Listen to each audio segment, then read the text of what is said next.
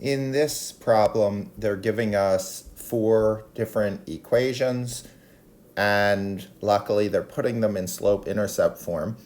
And then they give us 4 graphs and they want us to match. Now, what you should not be doing is actually graphing those 4 equations and then seeing which graph it aligns to. So let's make this a little bigger, right? We don't need the question anymore. And let's just remember a few key points, right? So when an equation is written in the form y equals mx plus b, the coefficient before the x is the slope, right? And the plus b, that's the y-intercept, right? So we're going to use these 2 pieces of information to make this easier. So for instance, just as a reminder, when a line goes up from left to right, right, it's a positive slope. And when a line goes down, from left to right, it's a negative slope. So if we look at these 4 graphs, number 1 goes uphill from left to right, number 3 goes uphill from left to right, and number 4 goes uphill from left to right. The only one that goes downhill is number 2. So what we can do is we can look at the 4 equations at the slope. This one is positive, this one is positive, this one is positive, but this one, D, is negative. So we've now concluded that D maps to number 2. Okay, so we've ruled out one graph and one equation from the rest. Now let's take a look at the y-intercepts. All of the y-intercepts are 4, right? So that doesn't help us, but it could have, right? Because then we could have looked at the y-intercepts on each of the graphs, right?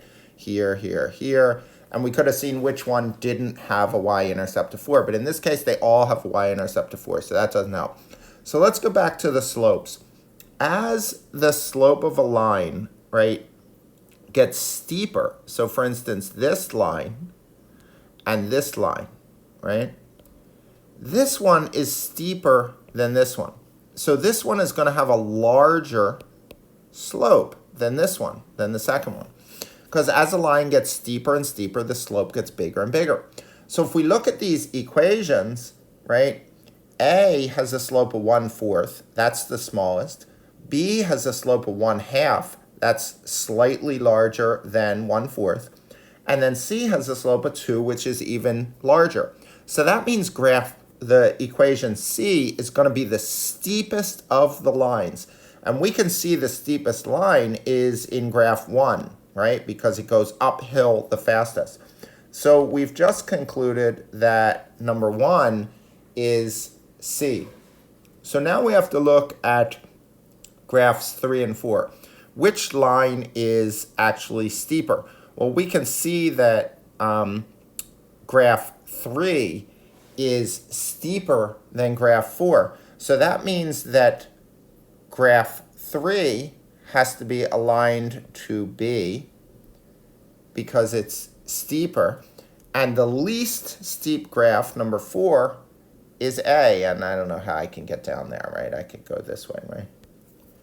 So again, we're not graphing these equations to figure out which graph is correct. We're using slope-intercept form, our knowledge of y-intercepts, our knowledge of positive, negative slopes, and our knowledge of slopes in the sense that the steeper the line, the higher the slope.